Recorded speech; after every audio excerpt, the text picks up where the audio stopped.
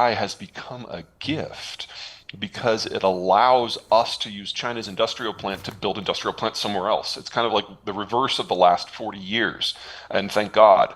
Uh, but I've got a bunch of clients who have some product on order from China that now has a 4-year wait list. I'm like, you got to consider that that might not ever arrive, and it's time to plan for some alternatives. And what do we depend on China for, Well, other than China's the workshop. everything? China's the workshop of the world. So none of the raw materials come from China, but a lot of the materials processing is in China, and most of the assembly of finished goods is in China. And then there's a lot of manufacturing steps in between where the rest of the world is more important than China, but a lot of the low end stuff is China. So whenever you see made in China on the back of a product, it probably wasn't actually manufactured there. It was assembled there. And I'm not trying to say that that's not an important step. That's a hugely important step. Obviously, if you brought me all the components to a computer, it's just going to be a bunch of paperweights in my hands. We need that assembly. That's not an unskilled labor issue. And you've got nearly 1 billion industrial workers doing this. That's why the Chinese are so good at it. But we now not only need to rebuild that capacity somewhere else, we need to probably do a lot of it with a different model. China has, in many ways, stalled technological progress in manufacturing because they have 2 billion eyes and 2 billion hands to put things together. If you want to do that stuff somewhere else, there aren't enough eyes and hands. We're going to have to find a way to automate it. It's going to be a different technological picture. And we don't know how well that's going to work or not until we try. And Mexico probably can't help us too much because, to be perfectly blunt, the Mexicans are too smart and too skilled and are too good at doing better things. You're saying the Mexicans are smarter and more skilled than the Chinese. Oh yeah, oh yes. I would say that in terms of labor productivity per hour worked by cost, Mexican labor costs about 1/3 of Chinese labor, but produces twice as much. Wow. So why don't we Yeah, use? they're arguably the most value-added economy out there right now. So why doesn't? I mean, I don't know. I don't hear this from mainstream media. So why don't we depend more on Mexico for services? They're our number one trading partner, and they will be for the rest of our lives. Yeah, the Mexicans are firing all cylinders. The problem is that there's only 130 million Mexicans, and there's 1.3 billion Chinese, and the Mexicans can't add again in the next 10 years what they've done in the previous 30. They don't have enough workers. Population-wise, they can't. Yeah, Mexico is a huge partner, valuable partner, already a committed partner, not going anywhere. But they can't pick up and do what 1 billion low-skilled Chinese laborers do. Right, but India's bigger population-wise than... India is a possibility. The problem there is while India has scale, if you look at it as a whole, it's not one place. It's really like 30 different governments in a patchwork. It's more like the Holy Roman Empire. So also, that COVID's kicking your ass today, huh? Yeah, it sucks. I'm sorry, man. Sorry you're having to go through that. So is this the first time? Fourth. Yeah. Yeah, I mean, the COVID was fine. It was the cold that came after that's really nailing me. Did this one start? Did this one start with a headache? Oh yeah. Yeah. Yeah. I'm in week 3 now. Yeah. Okay, so India. Got to compare it to China. So China, most of the population, 70% lives in one valley in the north, the North China, or the one plain, the North China Plain, and that is China in a classic sense. The Indian population is a little bit more spread out in different geographies. It's got the Ganges River basin, but it's a lot more undulating of a landscape, so building infrastructure is a lot more difficult in India than China, even if the governing policies were the same. You also have a lot of areas in India that have active insurrections. You've got different religions, you've got different languages. It's a very messy place if you're trying to put it into any particular box, and industrial policy reflects that. In China, if they decide they're going to build roads and high-speed rail to connect everyone in the North China Plain, you get 900 million people with that one project. There's no place that's equivalent in India. And that's before you consider that the Indian government has often seen globalization as nothing more than an American security ploy, because it was. And so they were more pro-Soviet especially when the Chinese joined the United States in the Cold War. So India was very late to the game of industrialization and globalization, and it's starting with a 50-year deficit. So India will be part of the future in a very big way. But the first thing they have to do is build out their industrial plant for themselves, not for us. So I think more realistic partners are going to be elsewhere in East Asia. From a security and a technological and a capital point of view, Japan's at the top of the list. And wherever Japan goes, Taiwan will follow. But if you're looking for the the fingers and eyes issue, you're looking for countries with relatively large populations. What does fingers and eyes mean? That's Workers. the assembly. Yeah. If you don't want to change the entire model on the fly and try to preserve some of that technological suite just in another place so it's a little bit easier to transplant, you're looking for a country of moderate to large size where a lot of the population is in the same zone, so you can get a lot of bang for your buck for your infrastructure. I mean, if you're going to spend $10 billion on road and rail, you want it to service 50 million people, not 2 million people. Right. And the places that look best for that are the island of Luzon in the Philippines, the island of Java. Why is that? That's not what's the population there? The Philippines has about 100 million people, and I don't have the number committed to my mind, but I think it's about 45 million that are living just on Luzon. And then in Indonesia, the island of Java, Indonesia is a country with about 250 million people, and about half of them live on Java. Wow. And then Vietnam, which has a population, again, about 110 million, and Greater Ho Chi Minh City and Greater Hanoi each have more than 40 million people. So those are kind of the three clusters that I think are to do fantastic as China breaks down. And you remember the Trans-Pacific Partnership from like a decade ago?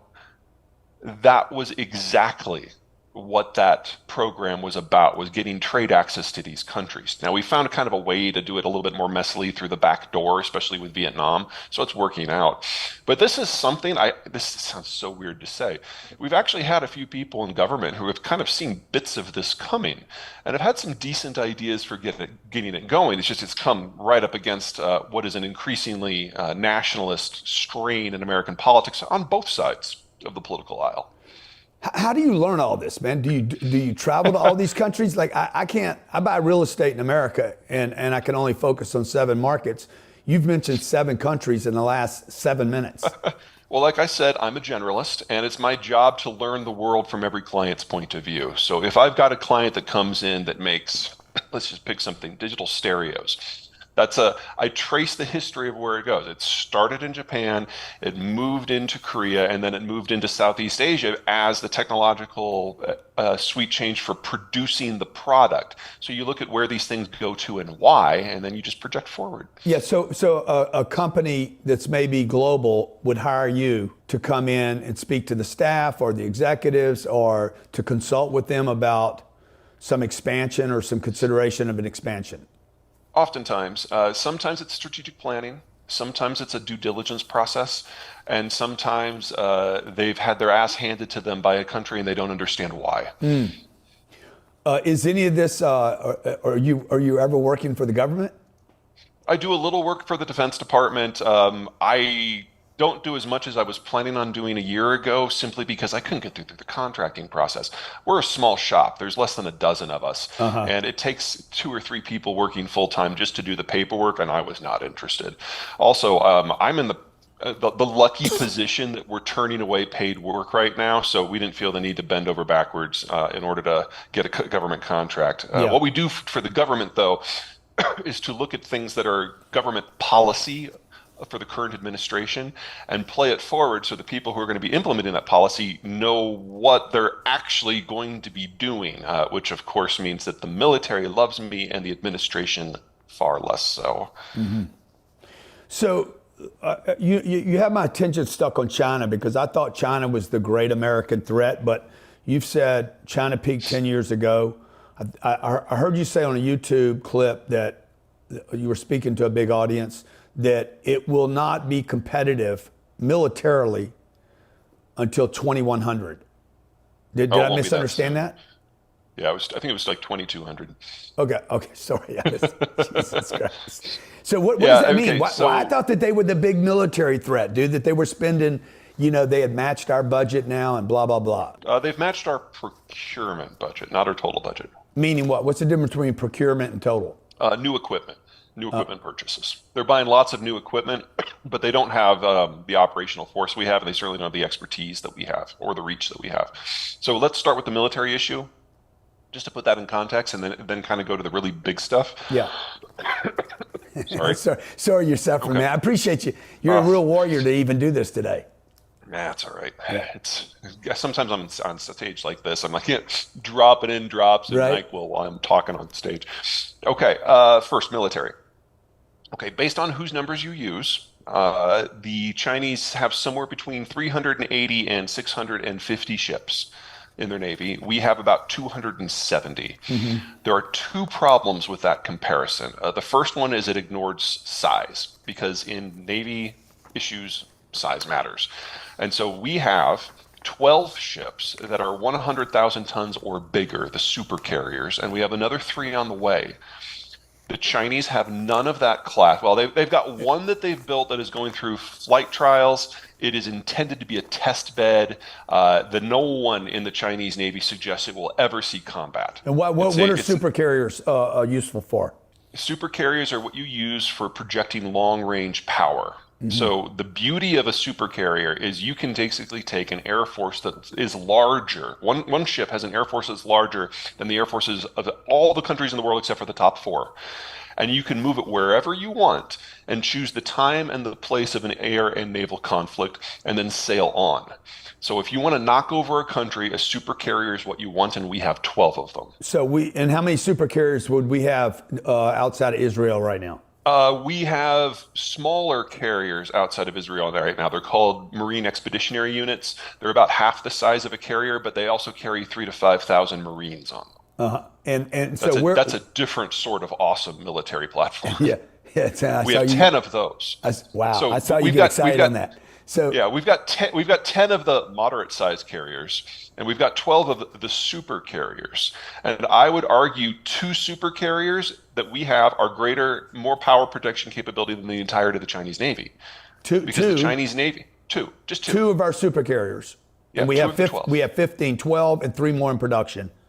Correct. Are more powerful than the entire Chinese Everything Navy. they've got. Wow. The other issue is reach.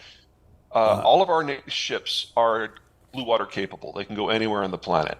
90% of China's naval fleet can't go more than 1,000 miles from shore. Wow. And that assumes they're going very slow in a straight lane to save fuel. If you're actually in combat conditions where you have to duck and weave and zigzag, most of them can't even make it 400 miles. Yeah. So let me understand this. 1,000 miles from China. So we're talking about what harbor or port would they have their?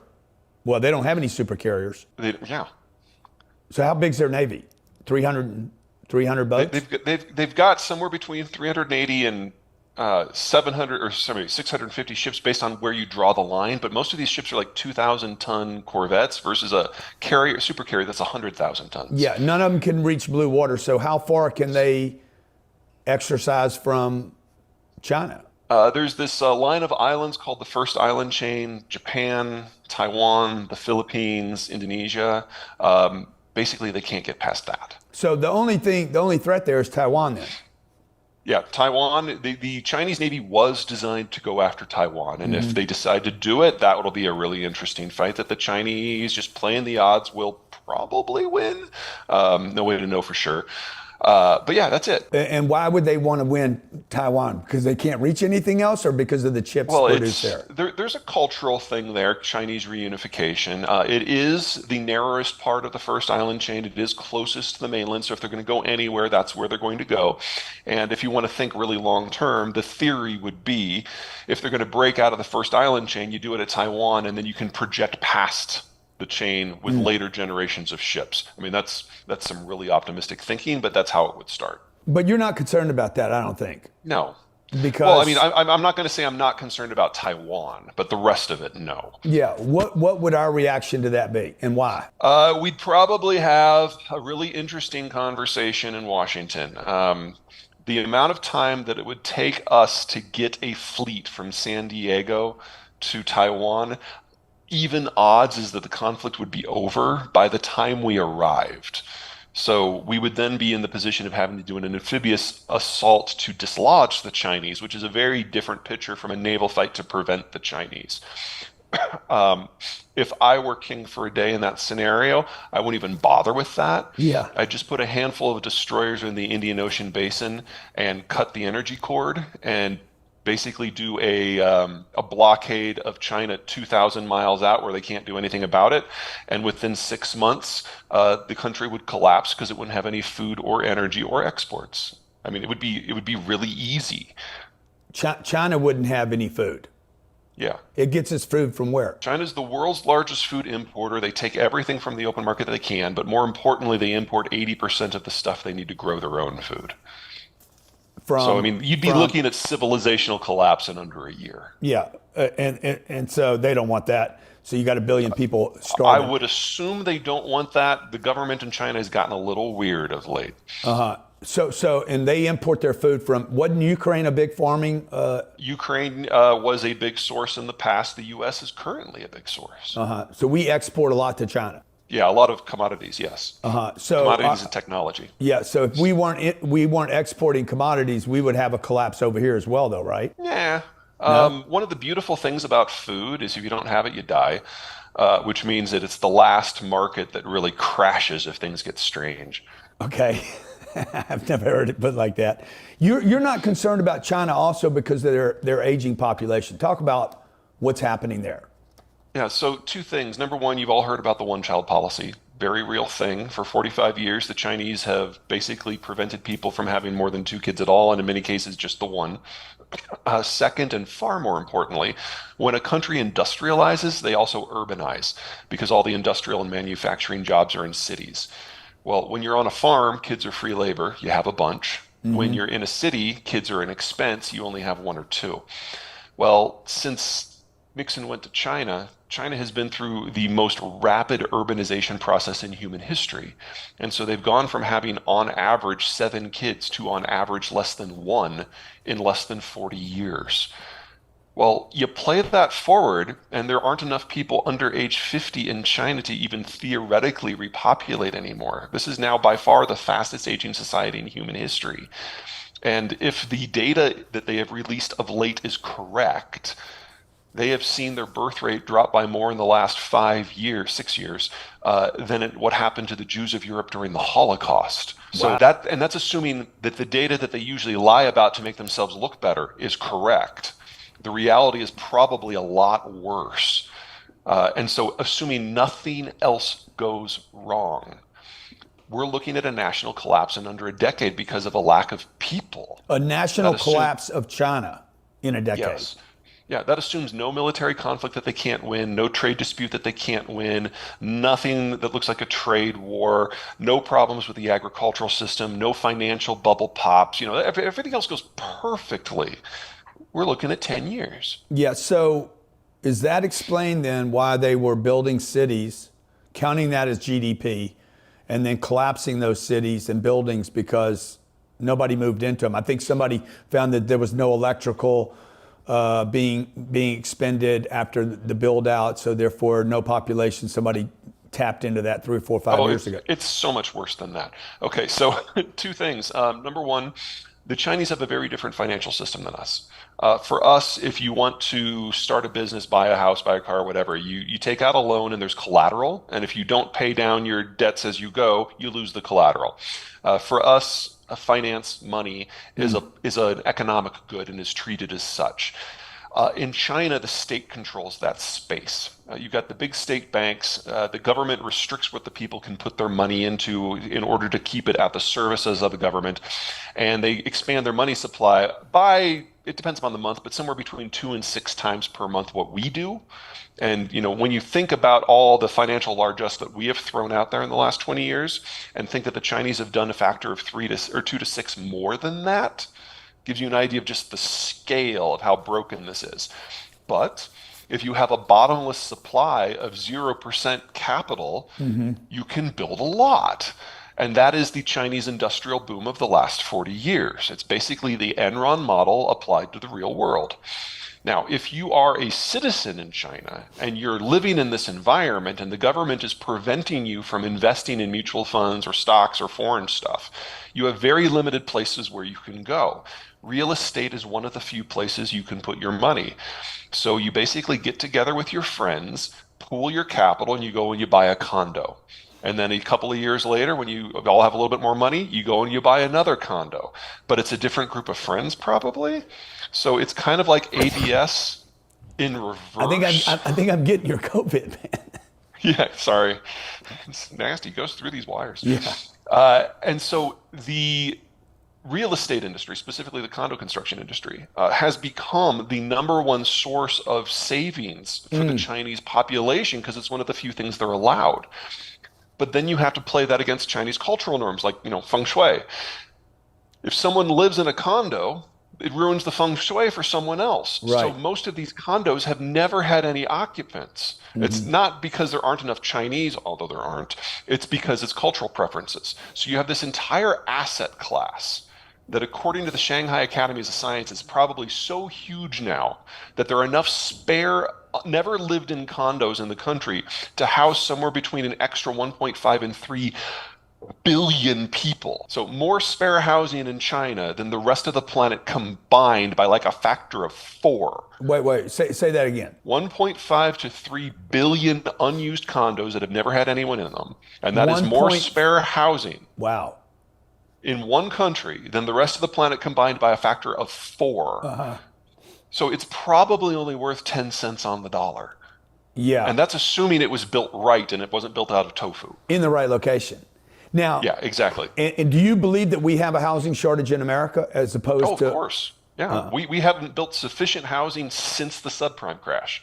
Okay, well, I want to talk about that too. So you're saying China is a zero threat to America? Yeah, the threat is from the collapse. What does it look like when it breaks down? How does that affect us? This isn't the Soviet Union. There's no globe-spanning empire in the traditional sense, but they are a major economic power. And if they were to vanish tomorrow, the industrial plant, that $35 trillion of sunk costs of industrial plant, that's not going to be working anymore. So it's a race between the United States and the rest of the world and the Chinese about who can build out the parts that we think we're going to need before they go away. But don't we get most of our vaccines and medicines? Aren't they produced there or manufactured there? No, the like vaccines are domestic. Anything that's biological or high tech is going to be here or in Europe or Japan. There are some exceptions, but very, very few. The drug exposure issue is that when you've got a chemical drug, especially if it's been around for decades and it's really, really cheap, like all those $4 prescriptions that, you can get at Walmart, most of those are India and China. Now, there was a conversation during COVID that we were going to bring all that back because if we were to build them here instead of a penny a pill, it would cost like 1.2 pennies a pill. But that would have required presidential action from the Trump administration, and he went to play golf, and so it never happened. That's funny, man. Okay, so you're one act of Congress or a really aggressive executive action from the president, and that can be fixed in less than 6 months. so should we be doing those things here? I think that would be a really good idea. That specific step, yeah, that's low hanging fruit. Yeah, we should do that quick. Yeah, so why not? I mean, why aren't we doing it in Mexico? You said Mexico is almost they're a better labor force. I know you said there's not enough of them, but seems like we're worried about them coming up here. I want to talk about migration in a second. I think you're going to tell me it's not the Mexicans coming. Well, yeah, it's definitely not the Mexicans, yeah. So why are we not leaning on Mexico even more, even though they're our number one trading partner? You can only do so much so fast. So one of the things to remember about the United States is one of the perks of a laissez-faire capitalist system is that government planning kind of sucks. It's designed to. It's designed to let the private market decide what happens. And so the Biden administration is the first administration that we have had since World War II that is trying to build an industrial policy. And while I, as an economist, can look at what they're doing like, oh, they did that wrong and they did that wrong and that was stupid, for a first try, It's not bad. And one of the things that's we have an advantage of here is Joe Biden. I mean, when you have a president that's 1.4 billion years old, he remembers industrial planning from the last time around because he was around for it. Yeah. So, I mean, is he a great president? No, but he's a president with a sense of context that we've not had for a long time, and that's actually coming in kind of useful right now. You like him better than Trump. Well, that's a low bar, but yeah. Who would you vote for tomorrow if you had to Between vote? Biden and Trump? Yeah. Oh, I'd definitely vote for Biden between those two. I mean, I'd Really? rather have another choice like I think we all would. But if that's my choice, that's how I would go. Okay. Okay, China's not a threat. If China's not a threat, why? And then let me just tie Russia off with why are Putin and China associating right now, or is that just more propaganda? They're associating. It's an alliance of convenience. They hate each other more than they hate us. When I say China's not a threat, I don't think it's a long-term strategic threat. That doesn't mean there aren't things in the relationship that require an active hand, and doesn't mean that the Chinese can't hurt us. But they are not going to be around long enough, and I'm far more concerned about the impact of their decline than of their rise. When a country dies, weird things happen, and we should spend at least 2% of our effort in countering China and preparing for what happens the next day. We failed to do that for the Soviet Union, and we are still cleaning up that mess. Russia's different.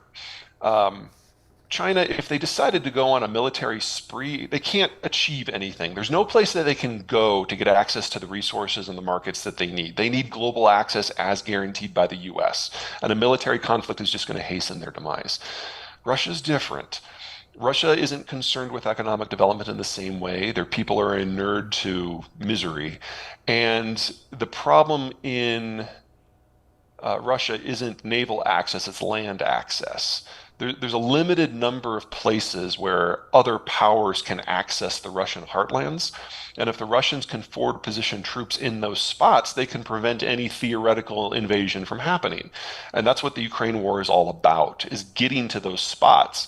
The two that are closest are in Romania and Poland. So it's not that Ukraine's the end of the story. It's just the next chapter.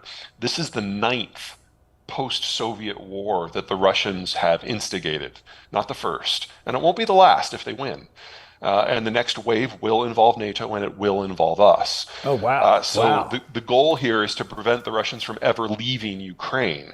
Because if they do leave Ukraine and they get to the Polish border and we get a direct fight between NATO and what has proven to be a completely incompetent Russian force, they're going to fling some nukes very, very quickly.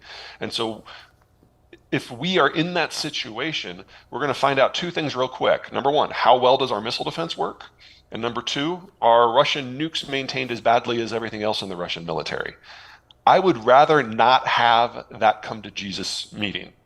I would rather have the military conflict never go beyond Ukraine, and that's why supporting Ukraine is so important. And everyone who is in power in the Democratic side of things understands that. And everyone who is not part of MAGA in the Republican side of things understands that. The problem is that Ukraine and Taiwan and Israel have now all gotten wrapped up in domestic political wrangling in the United States, and it's just unfortunate. But we will get through this. I just hope we can do so without having a massive strategic defeat that risks a nuclear exchange, one miracle at a time. When do you have enough of funding other people's problems? And I think you're going to say, well, it's our problem too, but leaving aside that it's our problem too, look at the price tag for Ukraine.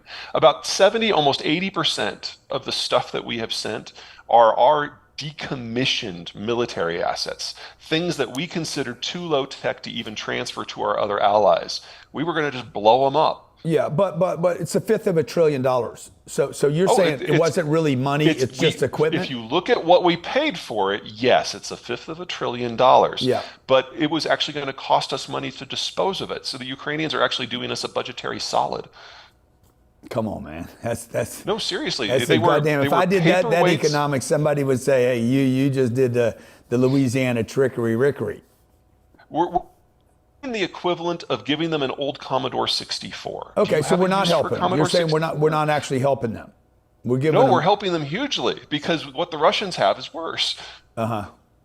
Yeah, when this conflict started, Ukraine functionally didn't have a military at all. So Now they have let me kind of ask you a what this they though. call a Then petting zoo military. why do we put a value on it at all? Why don't we just say, hey, we just gave them some goods that we needed to get rid of, and it's not worth $1 trillion or That's a question for the folks at the Congressional Budget Office. They put a dollar value on everything. Now, there is cash.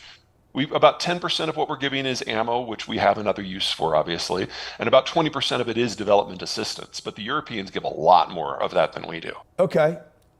Now, if you, Also, yeah, go ahead. let's say it's all real cash, and it really has been $250 billion. Yeah, Rebuilding Atlanta would cost a lot more than that. rebuilding what? Atlanta, or Chicago, or Baltimore. But we're not rebuilding our cities, man. No. You're missing the point here. Okay, If we get into a direct fight with the Russians in Poland, they will throw city flattening nukes. Are you That's what we saying? have to prevent. Are you saying that Russia? You believe in my lifetime and yours, we will see Russian nukes in the air?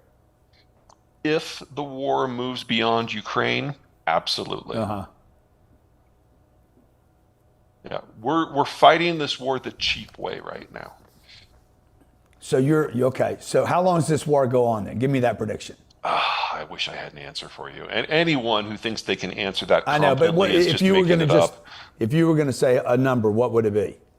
Well, you see, the problem is the Russians have proven so incompetent and the Ukrainians have proven so good over and over and over again that everyone's assessments are wrong. If I was to guess, we have to do this until such time as the governing system in Moscow cracks. Now, one of the things that Putin did in his rise to power in the 2000s is he systematically removed any potential threat to his person and his clique from the entire system. And all that is left are his old cadres from the Cold War who were part of the intelligence apparatus. That's only about 125 people now. So unlike Iran, where the political elite is 10,000 people, and unlike China, where it's just Xi in a cage, you can imagine a scenario where a bad flu season takes out the Russian government. So basically, there's no plan to kill them, because if there was, they'd probably hit that big button.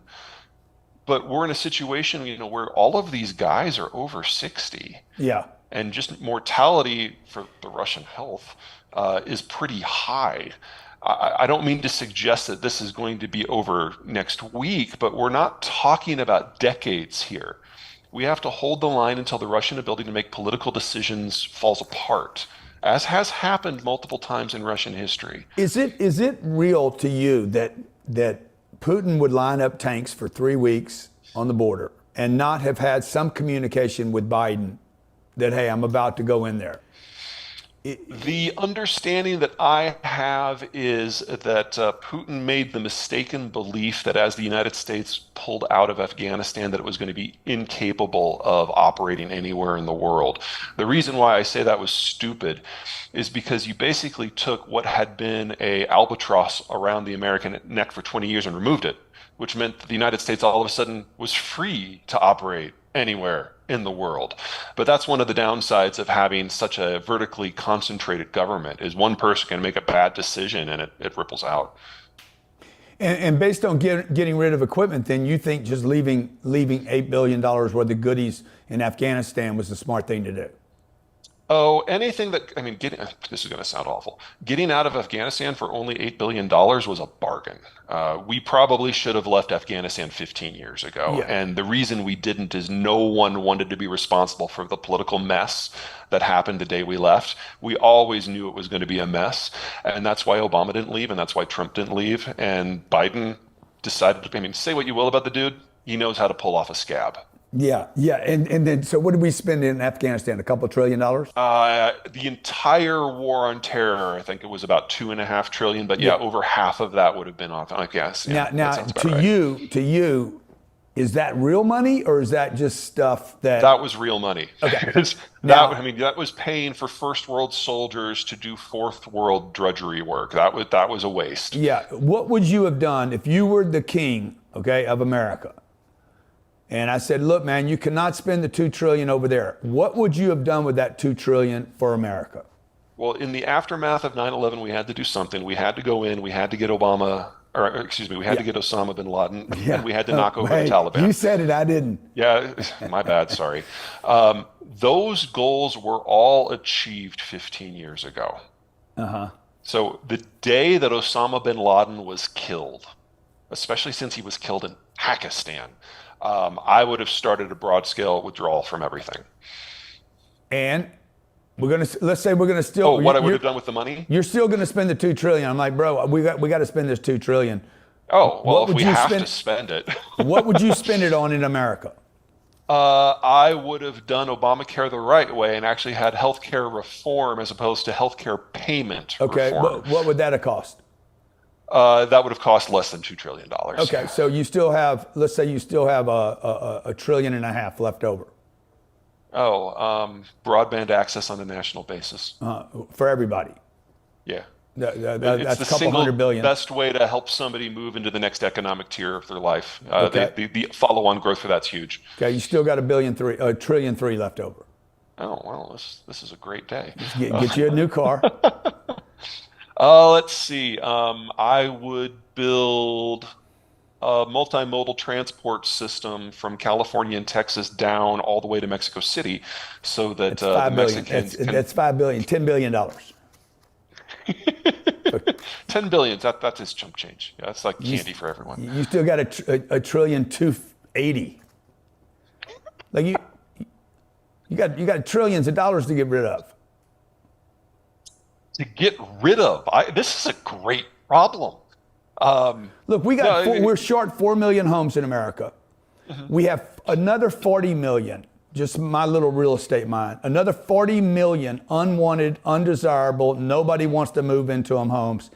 And we have, 75 million baby boomers that are going to freaking clock out here in a little bit. First, they're going to retire and want to go on cruises. And the next thing they're going to do is die. And nobody wants their homes. They're 8-foot ceilings, popcorn, old air-conditioned systems, shag rugs from 30 Right. years ago. Their You kids don't don't want use them. government funding to build homes. You use government funding to shape the regulatory environment and to provide But I got a better trillion. credit You got terms, a kind of like trillion. the VA. You got 1.3 trillion dollars. Yeah, I know. What I'm saying is if you build some sort of credit system somewhat similar to the VA so that vets can purchase homes in a little bit more easy terms, do something a little bit like that. Yeah. The problem with that is it starts to sound a little bit like subprime and Freddie Mac and Fannie Mae. And the first time we did that, it didn't turn out very well. Remember, the U.S. sucks at industrial planning. Right. So the best way that the federal government can shape that environment, unfortunately, is regulation. And from a government point of view, regulation is free. So what do you do That's with why I like infrastructure, because infrastructure generates the economic growth that allows the rest of this to happen on its own. Yeah. Talk to me about the demographics, the aging population in China. When you say that, I start thinking about America's aging population. What does that affect over the next 25 years as people my age start to retire It's very real. At their peak, there were 75 million baby boomers. We're still a little bit above 70. And on average, half of them have already retired. That means that they've liquidated a lot of their more aggressive retirement savings plans and gone into a lot more boring things like cash and T-bills. And that singular effect so far has tripled the cost of capital of the United States. When you As say the rest triple the of- cost of capital, how do you define capital? All sources of capital access. So that's everything from the bond market and the stock market to T-bills to the mortgage rates. I just, on the whole, average the whole thing out, tripling. Tripling the cost of Borrowing, borrowing. raising capital. Yeah, includes bank loans, everything. Okay, so that means you're saying higher interest rates forever. Interest rates is one of those vectors and certainly an important one, but it's definitely not the only one. And forever is a very long time. Yeah, but okay, 25 years. So I'd say 15. 50. Yeah, 1-5.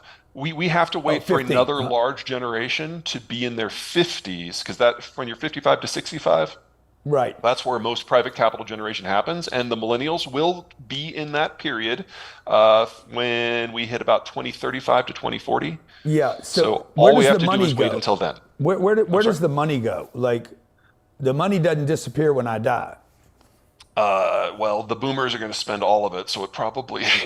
You think they'll spend it? Okay, number one, we're living longer, so the boomers are going to use more as they move into retirement. Number two, they're drawing down pensions and healthcare because Obamacare made healthcare incredibly expensive. And so we now have our largest generation ever drawing the highest health bills in their life. At the same time, they're no longer paying taxes and they're drawing down their pensions.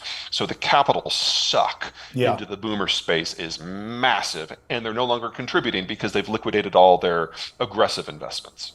Are you concerned about the pensions in America Oh, absolutely. I mean, I'm as much as concerned the about pensions banks? in almost everywhere in the world, but yes, in America too. Are you concerned about the pension funds as much as you are the banks?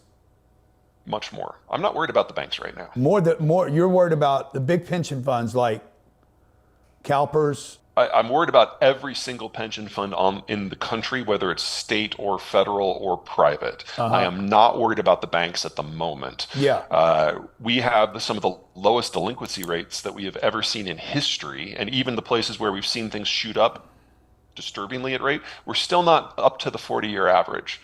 So it's not that there's no risk on the horizon. I'm saying that we have every financial crisis we have ever had has been about asset quality, and at the moment, that's not a problem. Interesting. So you're more worried about pension funds. Names. Give me some names of a big pension fund. Oh, sorry, I didn't study for this part of the test. I am unaware of a pension fund anywhere in the country that I think is in good No, shape. but okay, none. So you were Yeah. talking about this. This is what firemen, policemen, teachers depend on. Government workers are definitely the ones that are probably a little bit more concerning because people have overpromised. Okay, and a lot of those pension funds are heavily invested in the commercial real estate sector. And I think office space is going to, of all of the property sectors in the United States, the one that I am worried about is office space. Yeah, there's about $1.5 trillion worth of office debt out there. There's another Is that trillion. low? I thought it was a lot higher for It some could be reason. 2 Again, trillion. didn't study for this part of the test. No, that's fine. It could be 2 trillion. There's another $1.7 trillion coming due in multifamily in the next 36 months. I'm not so worried about that one. Here, let me explain why. Okay, so the millennials are finally having kids, and the boomers are moving into retirement spaces. For both of those categories, families starting out and people looking to move in together for old folks' homes, multifamily looks more or less okay for me. It's not that there's not stress, there's always going to be some degree of stress, but the demographic factors that are driving how we live seem to support that space. That's not how it works with office space. The boomers loved their offices. They felt it was a cultural requirement, and they're now retiring, and they were the largest generation ever. The next generation in is Gen X. They are the second smallest generation ever, and they hate the office. And they're now becoming the decision makers, and there's fewer of them. So you have a lower commitment and a lower participation rate,